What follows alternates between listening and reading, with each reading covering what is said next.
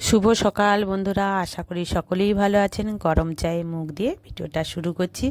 সকালে নিত্য কর্ম শেষ করে স্নান টান শেষ করে আজকের আমি রান্নায় বসে গেছি। দেখুন, ছাদ বাগানের ওলকপি তুলে এনে ভাজা করলাম, আর বোনের বাড়ি থেকে দেয়া ছোট্ট আলুর দম বানাচ্ছি। আর এবছর বোনের বাড়িতে ভালোই আলু হয়েছে। দেখুন, এই ছোট ছোট আলুর দম করব। আলুর দমটা নিরামিষই বানাবো। গোটা গরম মশলা ফোড়ন দিয়ে গুঁড়ো মশলা দিয়ে দিলাম, বাটা মশলা হিসাবে দিয়েছি শুধু আদা, যেহেতু নিরামিষ করব। দেখুন, আমাদের আলুর দমটা রেডি। আর এই আলুর দমটা আমরা লাচ্ছা পরোটা দিয়ে খাবো, মেয়ের আবদারে। এই জন্য আগে আলুর দমটা তৈরি করে নিলাম। এইবার বানাবো, ছেলে অফিস যাবে বলে অফিসের কলিগ আমসি টক খেতে চেয়েছে, সেই জন্য আমসি টকটা বানাচ্ছি। কড়াইতে গরম তেলের উপর 5 ফোড়ন আর শুকনো লঙ্কা ফোড়ন দিয়ে সবজি তুলে দিলাম। এর মধ্যে আলু, কচু আর ঢ্যাঁড়স দিয়েছি।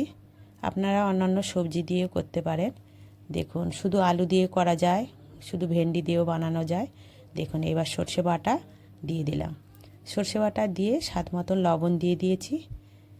আর এর মধ্যে গুঁড়ো মশলা হিসাবে দিয়েছি লঙ্কা গুঁড়ো, হলুদ গুঁড়ো, আর ভেজে রাখা মাছটা দিয়ে দিলাম। আর সারা বছর আমরা আম শুকিয়ে রেখে দিই, সেই আমের 2 পিস এর মধ্যে দিয়ে দিয়েছি।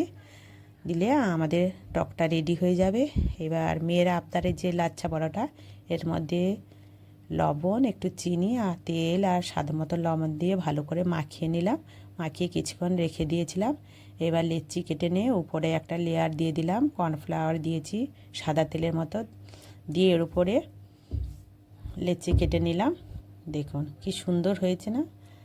আর সাধারণত চাই সব রকম খাবার বাড়িতে বানিয়ে দিতে, বাইরের খাবারের চাইতে ঘরের খাবারটা বানিয়ে দিলে খুব টেস্টি হয় এবং ভালো হয়। দেখুন কত সুন্দর হয়েছে, আর খেতেও দারুণ হয়েছিল বন্ধুরা।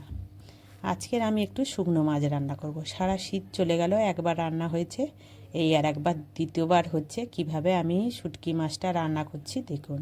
মাছটাকে ভালো করে গরম জলে ধুয়ে নিয়েছি, তারপরে কড়াইতে তেল আর হলুদ আর লবণ দিয়ে ভালো করে মাছটা ভেজে নিলাম। এর মধ্যে সমস্ত কিছু বাটা মশলা দিয়ে দেব।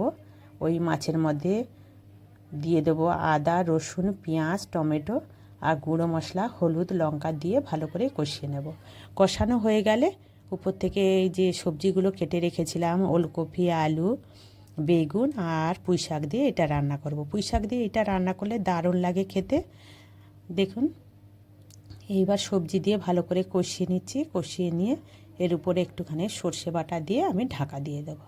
দিলে আমাদের তরকারি রেডি হয়ে যাবে। আর ভিডিওটা আমি দুপুরে করতে পারিনি, তাই রাতে বানিয়েছি ভিডিওটা। দেখুন কি কি নিয়ে বসে গেছি। একটা লাচ্ছা পরোটা নিয়েছি, আলু নিয়েছি, আলুর দম, আর এখানে আছে ওলকপি ভাজা, শুকনো মাছের তরকারি আর আমসি টক। ভিডিওটা যদি ভালো লাগে অবশ্যই লাইক কমেন্ট করবেন, আর এরকম ভিডিও দেখতে অবশ্যই একটা কমেন্টে জানাবেন।